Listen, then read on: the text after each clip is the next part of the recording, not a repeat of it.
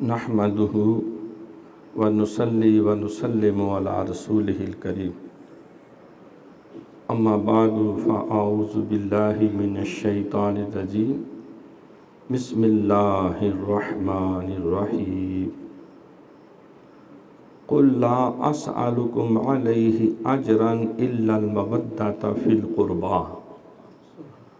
وقال النبی صلی اللہ علیہ وسلم حسین منی و انا من الحسین صدق اللہ مولانا العظیم و صدق رسولہ النبی الکریم رب اشرح لی صدری و یسر لی امری واحلل عقدۃ من لسانی یفقہوا قولی۔ کتنی سادہ اور رنگین ہے داستان حرم، کتنی سادہ و رنگین ہے داستان حرم، نہایت جس کی حسین ابتدا ہے اسماعیل۔ حضرت اقبال، صدق خلیل بھی ہے عشق، صبر حسین بھی ہے عشق، معرکہ وجود میں بدر و حنین بھی ہے عشق۔ معزز حاضرین کرام و سامعین اعظام و ناظرین کرام، آج کی ہماری یہ ماہانہ اور ایک اعتبار سے سالانہ محفل پاک جو انعقاد پذیر ہے، ابھی گزشتہ روز 10 محرم الحرام کا دن گزرا،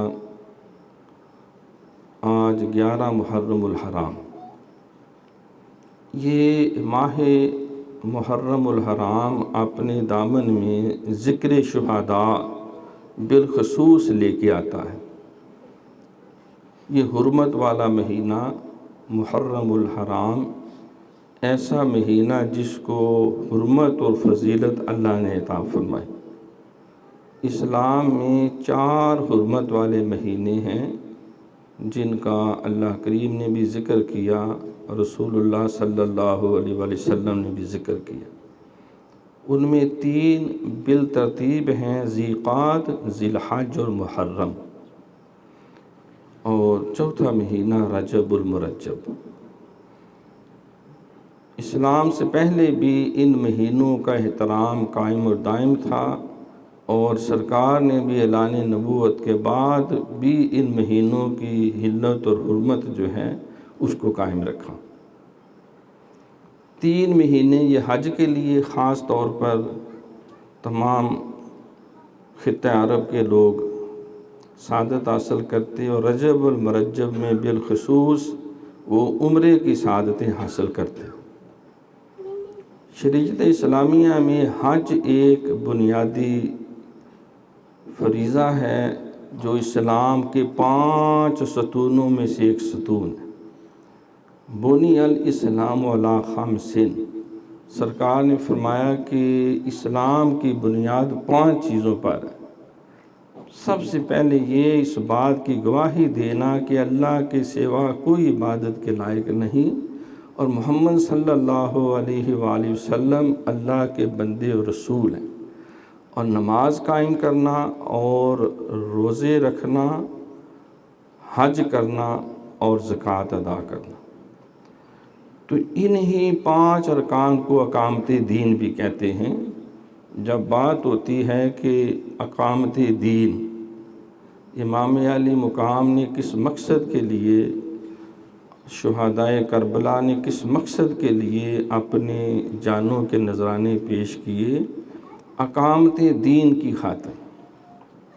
جس میں خلل واقع ہو چکا تھا، جس میں کئی قسم کی دراڑیں ڈالی جا رہی تھیں، وہ خلافت جو منہاج النبوہ قائم اور دائم کی تھی حضور علیہ الصلوۃ والسلام اور خلفائے راشدین نے، اس سے پہلو تہی ہو رہی تھی۔ تو اقامت دین یہ اسلامی تعلیمات کا بنیادی نقطہ ہے، جس کی بنیاد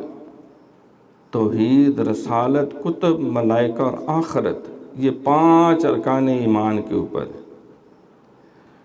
معزز خواتین و حضرات، تو یہ محرم الحرام کا مہینہ یہ حرمت والے مہینوں میں شامل ہے۔ 12 مہینے اللہ کریم نے بیان فرمائے، قرآن میں بھی ذکر ہوا، جب سے کائنات بنی اللہ کی کتاب میں 12 مہینے ہیں اور ان میں یہ 4 مہینے حرمت والے ہیں، محرم، صفر، ربیع الاول، ربیع الثانی، رجب، شعبان، شوال، ذوالقعدہ اور ذی الحج۔ تو یہ مہینہ ذکر شہداء، یکم محرم الحرام یوم شہادت ہے۔ عادل الاصحاب زین المنبر والمحراب، سیدنا و مولانا امیر المومنین عمر ابن الخطاب رضی اللہ تعالیٰ عنہ، ان کے ذکر شہادت سے اس مہینے کا آغاز ہوتا ہے۔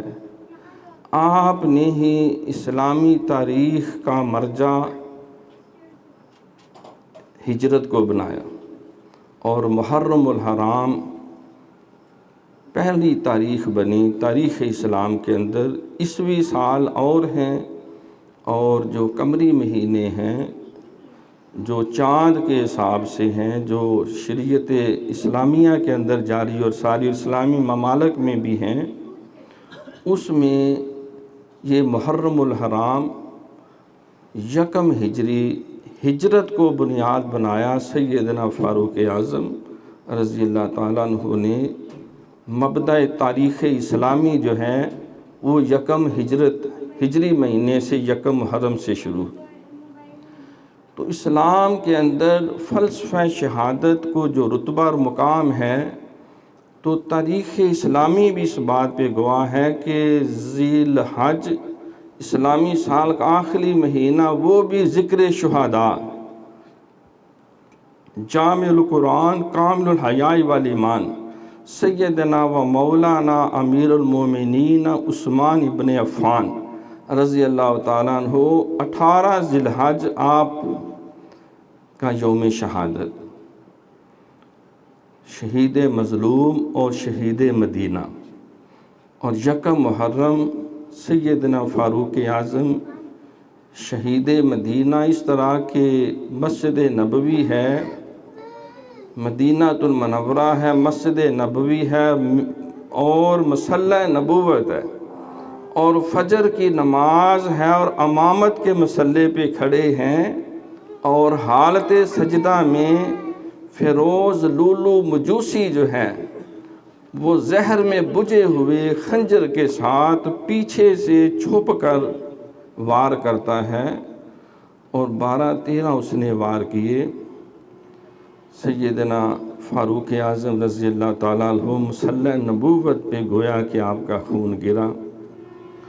تو آپ کی شہادت یکم محرم، اور اسی طرح 10 محرم الحرام وہ شہادت تاریخ اسلام کے اندر خانوادہ نبوت نے اور خاندان نبوت نے پیش کی، جس کی مثال شاید قیامت تک کوئی دوسری نہ کر سکے۔ جب سیدنا امام عالی مقام امام حسین رضی اللہ تعالیٰ عنہ، انہوں نے اپنے 72 جان نثاروں کے ساتھ اعلائے کلمۃ الحق کرتے ہوئے، آئین جواں مردہ حق گوئی بے باکی، اللہ کے شیروں کو آتی نہیں روبائی، شہادت ہے مطلوب مقصود مومن، نہ مال غنیمت نہ کشور کشائی۔ آپ نے جب جام شہادت نوش کیا 60 ہجری، سرکار کے پردہ فرمانے کے 50 سال بعد، تو پھر اس مہینے کو ایک نئی تاریخی جہت اور تاریخی حیثیت ملی۔ تو معزز خواتین و حضرات، قرآن پاک سے جو میں نے آیت مبارکہ آج کی گفتگو کے مرکزی نقطے کے حوالے سے تلاوت کی ہے، اللہ کریم حضور علیہ السلام کی زبان مبارک سے ایک اعلان کروا رہے ہیں۔ اے محبوب، آپ اپنی امت کو یہ بات سنا دیں، یہ کہہ دیں، یہ اعلان کر دیں کہ قُلْ لَا أَسْأَلُكُمْ عَلَيْهِ أَجْرًا انہیں کہو کہ میں تم سے کوئی معاوضہ، کوئی نذرانہ، کوئی ہدیہ اور کسی قسم کا کوئی جو ویجز ہیں وہ طلب نہیں کرتا، کوئی اجر نہیں مانگتا، کوئی صلہ نہیں مانگتا، کوئی اس خدمت کا نعم البدل معاوضہ طلب نہیں کرتا، اس خدمت پہ کہ جو اللہ کے حکم سے میں نے تمہاری بھلائی کے لیے اور اللہ کی رضا کے لیے سر انجام دی ہے۔ لا اسألکم علیہ اجرا، یہ ویسے آیت تقریباً ہر نبی کی زبان سے اللہ نے کہلوائی، اے لوگو ہم تم سے اس خدمت دین، یہ فریضہ نبوت جو ہم ادا کر رہے ہیں، جو تمہاری خاطر تکالیف سہ رہے ہیں، جو تمہیں توحید کا پیغام دیا، تمہیں نماز کا پیغام دیا، روزے حج زکوٰۃ کا پیغام دیا، عدل و انصاف کا پیغام دیا، جو تمہیں امانت دیانت صداقت شرافت کا راستہ دکھایا، جو تمہیں صبر شکر توکل شرم و حیا اور دنیا آخرت کی کامیابی کے جو صراط مستقیم پہ چلا رہے ہیں، اس خدمت کے صلے میں ہم تم سے کوئی معاوضہ نہیں مانگتے، کوئی تنخواہ طلب نہیں کرتے، کوئی سیلری نہیں لینا چاہتے، لیکن سرکار کو کہا کہ اے میرے محبوب آپ یہ اعلان کر دیں، لیکن انہیں کہو کہ اگر مجھے ان خدمتوں محبتوں اور چاہتوں کا جو تمہارے لیے غاروں میں دعائیں کی، تمہارے لیے صحراؤں میں دعائیں کی، مسلوں پہ دعائیں کی، اللہ کی بارگاہ میں معراج کی رات بھی دعائیں کی، زندگی کا ایک ایک لمحہ اس دنیا سے پردہ کرتے ہوئے بھی رب حب لی امتی یا رب امتی، اور اس فریضہ نبوت کی ادائیگی میں اے مخلوق خدا تمہاری بھلائی کے لیے جو میں نے محنتیں کی ہیں، اگر مجھے کوئی صلہ دینا چاہتے ہو اس خدمت پر کہ ہم اپنے نبی نے اتنا احسان کیا، جس کے صدقے ہمیں ہدایت ملی، جس کے صدقے ہمیں ایمان ملا، جس کے صدقے ہمیں رحمان ملا، جس کے صدقے ہمیں رمضان ملا، جس کے صدقے ہماری بخشش ہوگی، جس کے صدقے ہر نعمت اللہ نے عطا فرمائی، ہم اپنے نبی کو بھی اس محبت کا کوئی صلہ پیش کریں۔ انہیں کہہ دو اگر مجھے کوئی صلہ دینا ہے تو الا المودۃ فی القربیٰ، کہ میرے جو قرابت دار ہیں ان سے تم مودت کا رشتہ استوار کرو۔ الا المودۃ، مگر صلہ دے سکتے ہو کس صورت میں؟ مودت فی القربیٰ، جو میرے قربا ہیں، قرابت دار ہیں، میرے نسبت والے ہیں، میرے تعلق والے ہیں، میرے عزیز و اقربا ہیں۔ دیکھو قرابت دار رشتہ داروں کو کہتے ہیں، عزیزوں کو کہتے ہیں، اس میں ازواج بھی شامل ہیں، اس میں صاحبزادے بھی شامل ہیں، صاحبزادیاں بھی شامل ہیں، اس میں سسر بھی شامل ہیں، ساس بھی شامل ہیں، اس میں سارا وہ کنبہ قبیل۔ سرکار نے فرمایا تیرے 3 باپ ہیں، ایک وہ جو تمہیں جنم دیتا ہے، ایک وہ جو تمہیں رشتہ دیتا ہے، اور ایک وہ جو تمہیں تعلیم اور ہدایت دیتا ہے۔ تو یہ سارے قربا ہیں، وہ چاہے حضور علیہ السلام کے صحابہ کرام ہوں، چاہے آپ کے گھر والے ہوں، ہر امتی حضور کے قربا میں شامل ہے، جو اہل تقویٰ ہے، جو سرکار کے پیروکار اور نقش قدم پہ چلنے والا ہے۔ سرکار نے فرمایا وہ میرے اہل بیت سے ہیں۔ کچھ اہل بیت سکنی ہوتے ہیں، کچھ دوسری نسبت کے حوالے سے ہوتے ہیں، تو حضور علیہ السلام کی زبان سے یہ اعلان کروایا۔ اس کو علماء نے 2 حصوں میں تقسیم کیا کہ کچھ ایسے سرکار کے نسبت والے ہیں جن کا تعلق سرکار کے در سے ہے،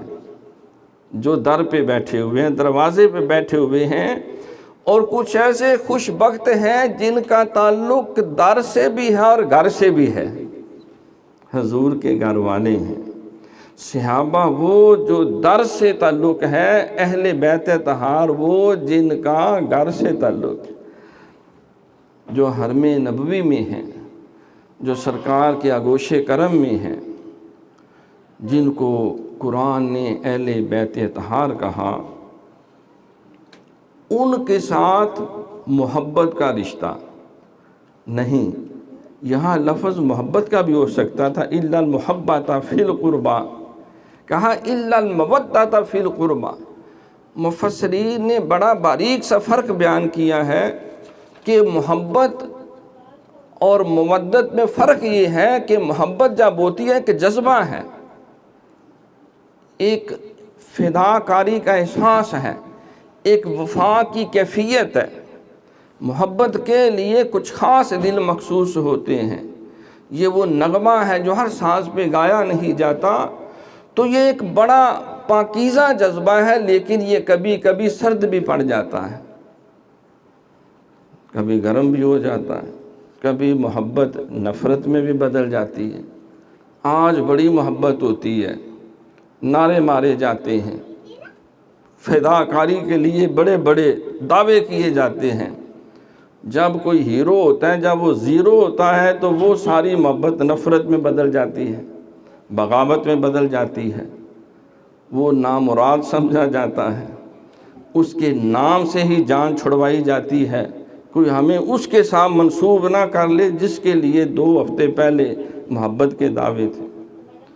تو محبتیں نفرتوں میں بھی بدل جاتی ہیں، اس میں کمی بیشی بھی ہو جاتی ہے۔ یہ اگر سرد پڑ جائے یا نہ رہے تو پھر بھی انسان قائم رہتا ہے، لیکن مودت مفسرین فرماتے ہیں ایسا جذبہ ہے کہ اگر وہ انسان کے وجود سے نکال دیں تو انسان کی زندگی ختم ہو جائے۔ یہ ایسے ہی ہے جیسے جسم میں روح ہے، پھول میں خوشبو ہے، کشتی میں نوح ہے۔ تو یہ وہ جذبہ ہے، اس کی مثال مفسرین دیتے ہیں جس طرح مچھلی جو ہے اس کو پانی سے محبت نہیں بلکہ مودت ہے۔ اگر مچھلی کو پانی سے جدا کر دیں تو وہ زندہ نہیں رہتی، موت واقع ہو جاتی ہے، اس کی حیات کا نظام منقطع ہو جاتا ہے، اس کی ساری زندگی اور حیات کا دار و مدار پانی کے ساتھ ہے۔ پانی اس کی بنیادی ضرورت ہے جس کے بغیر اس کا وجود اور حیات نہیں رہتی۔ تو مودت وہ جذبہ ہے جس کے بغیر انسان قائم نہ رہ سکے۔ تو جب کہا محبت کی بجائے مودت کا لفظ استعمال کیا، اگر بندہ مومن کے قلب سے وہ نکال دی جائے تو پھر ایمان جو ہے وہ ختم ہو جائے، ایمان کی پونجی لٹ جائے، ایمان کی گویا کہ موت واقع ہو جائے۔ تو اللہ کریم جانتے تھے کہ بہت سارے محبت کے دعوے کرنے والے کلا بازیاں کھائیں گے، گرگٹ کی طرح رنگ بدلیں گے۔ جب مفادات کا پلڑا اور طرف جائے گا تو وہ محبتیں بھی ادھر شفٹ ہوتی جائیں گی۔ تو اہل بیت اطہار کا جب سرکار کے وابستگان کا ذکر آیا، صحابہ کرام کا ذکر آیا، سرکار کے گھر والوں کا ذکر آیا، پھر وہاں محبت کا مطالبہ نہیں کیا، فرمایا کہ تم میرے نبی کے اہل بیت سے اہل قربا کے ساتھ صرف محبت نہیں بلکہ مودت کا رشتہ استوار کرنا۔ جنہوں 5 تن دے نال پیار نہیں او دے کلمے دا اعتبار نہیں۔ جو حضور کے گھر والے ہیں جنہوں سب تن دے نال پیار نہیں او دے بھی کلمے دا اعتبار نہیں۔ اصحابک النجوم بے یہ مقتدیتم اہتدیتم، سرکار نے فرمایا سن لو میرے سارے صحابہ ستاروں کی طرح ہیں،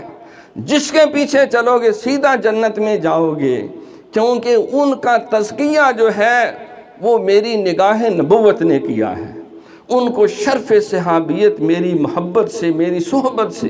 میری تعلیم سے، میری تربیت سے، میرے تعلق سے ملا ہے۔ رضی اللہ عنہ و رضوا عنہ، یہ وہ خوش بخت ہیں۔ حضرت سیدنا پیر میر علی شاہ گولڑوی رضی اللہ تعالیٰ عنہ،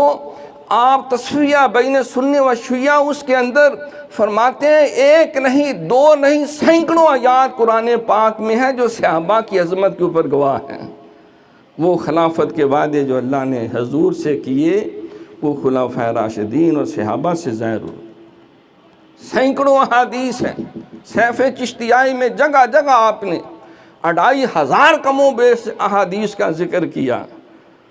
جو صحابہ جس عظمت پہ فائز ہیں۔ فرمایا یہ قادیانی تو ان کے قدموں کی خاک کے جوتوں جیسا بھی نہیں، اس کی کیا اوقات اور حیثیت ہے ان صحابہ کرام اور سرکار کے اہل بیت اطہار کے ساتھ۔ تو سب تن پاک یہ ہمارا اہل سنت کا عقیدہ ہے، اور بالخصوص جو جن کا تعلق گھر سے ہے وہ 5 تن پاک۔ تو آج کی یہ نشست جو ہے، جو ذکر اہل بیت اطہار اور بالخصوص ذکر سیدنا امام علی مقام رضی اللہ تعالیٰ عنہ سے عبارت ہے، تو ہم الحمدللہ اہل سنت ہیں، ہم نہ خارجی ہیں نہ رافضی ہیں، نہ دشمن ہیں اور نہ دوست بن کے امام علی مقام کو شہید کرنے والوں کی طرح، کیونکہ وہ سارے کوفی لا یوفی، وہ بڑا محبت کا دعویٰ کرتے تھے، اور انہی ظالموں نے مسلم بن عقیل کو بھی شہید کیا، صاحبزادوں کو بھی شہید کروایا، امام علی مقام کے ساتھ بھی یہی کچھ کیا، خانوادہ نبوت سے بھی یہی کیا، اور بعد میں پھر وہ محب کے محب رہے۔ تو الحمدللہ ہم اہل سنت نہ خارجی اور نہ رافضی، ہم صراط مستقیم علیکم سنتی و سنت الخلفاء الراشدین المہدیین۔ تو جن کا تعلق در سے ہے ان کی عظمت کو بھی سلام، جن کا تعلق گھر سے ہے ان کی محبت میں بھی جان قربان۔ تو اللہ کریم نے یہ آپشن نہیں، یہ اللہ کا حکم ہے جو حضور کی زبان سے اللہ نے کروایا کہ انہیں کہو کہ اگر مجھے میری محبتوں، چاہتوں، خدمتوں کا کوئی صلہ دینا چاہتے ہو تو میرے قربا کے ساتھ تم مودت کا رشتہ استوار۔